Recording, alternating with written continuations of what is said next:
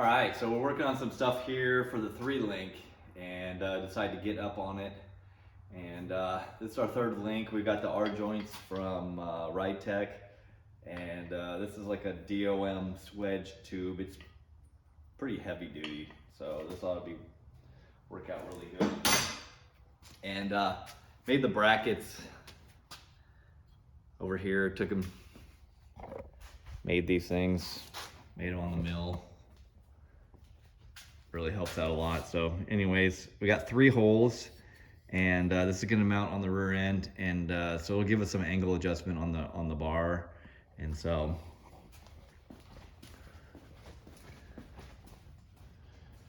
we got the rear end drop down as far as it'll go, and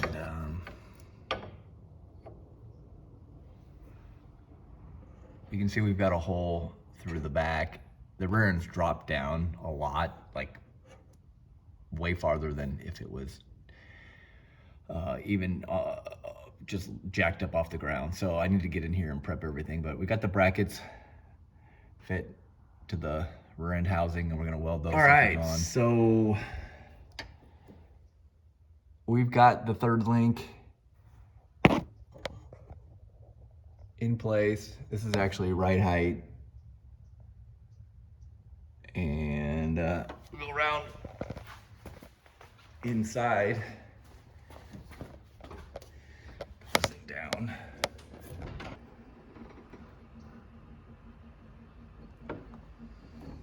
All right.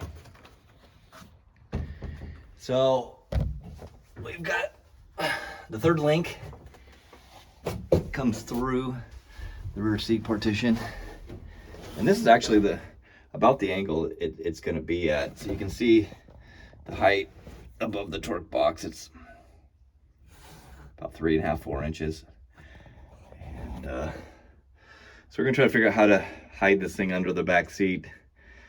Obviously that seat won't be usable with the cage and stuff. It's impossible to get in the back seat. So the easy mount was on the rear end. The hard mount's going to be figuring this one, but tying it into the torque box here. There's a lot of structure in here, and I don't know, we might get creative with something that goes up and over with the roll cage or something, and some of the other stuff that we've got done this week and we've been working on.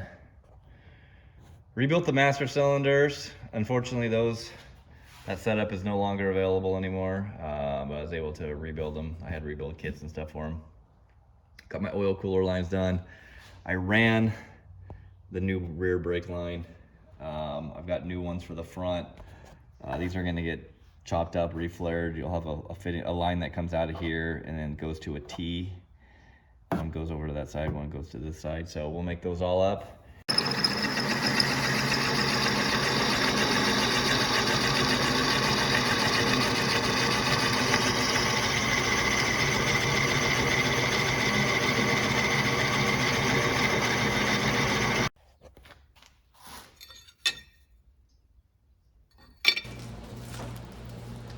All right, well, so I've been pretty damn busy doing stuff and getting going and not turning the camera on, because I don't know how these YouTubers, I guess they're trying to make a living doing it. We just do it to do it. I don't know. I mean, realistically, we make videos.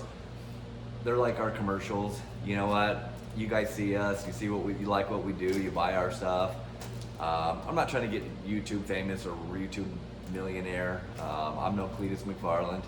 Love Cletus anyways, no disrespect. So anyway, so I don't have the camera on all the time trying to take videos and someone following me around all day long, because that would really not be good. You guys don't need to see that. So anyways, made a lot of progress on this thing. Let me walk you through kind of what we did.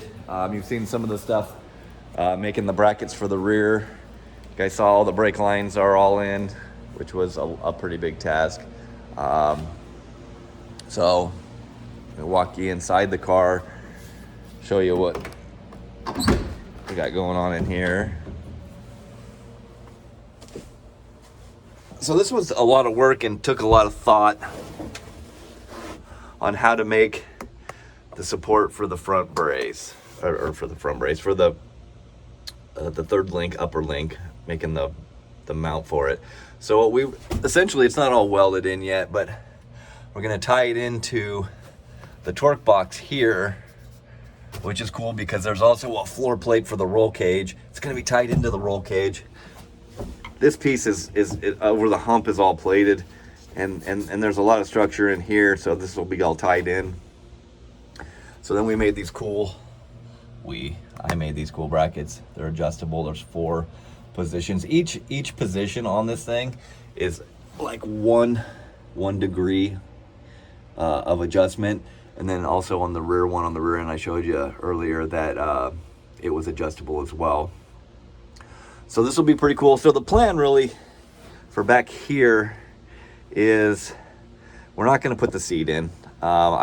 The logistics of trying to fit the seat was not good. So what we're probably going to do is build some sort of crossbar like we had before, and then build some sort of a shelf that goes across here and then up the back to kind of close everything out and clean everything up, and it'll all be carpeted and stuff. But on this side, what I want to do is make some sort of a flip up access panel. So like if I'm at the track or something and I want to adjust this link, change the angle of this link, which is pretty cool because it'll change the instant center, which is really going to dictate, kind of more of a traction thing, sort of how much the car squats or lifts, it bites. And a lot of anti-squat is good, but too much is bad, especially on the stuff that we do. Under braking, too much anti-squat will cause it to hop, and that's really wicked. You don't want that. So anyways, so what we did over here, we're gonna do on this side, so it'll actually have a beam that goes all the way across. And while there's some structure here because it's bent, this is just sheet metal, there's not a whole lot to it. So trying to, make this thing strong enough so it can support. The link is a big deal. So, and then I was thinking about on this thing where it comes through, almost like a corrugated rubber shift boot would be really cool, where it would mount to the rear partition around and have a plate, that trim ring or something that goes around it, and then a boot that goes up over the tube. So we'd be able to move up and down and a little bit side. There's a little bit of movement side to side as the rear end, as the car leans and corners and stuff. So that's what I was kind of thinking on that. And then again, like I said, there'd be a flat partition that goes over the top of this, and be all carpeted nice.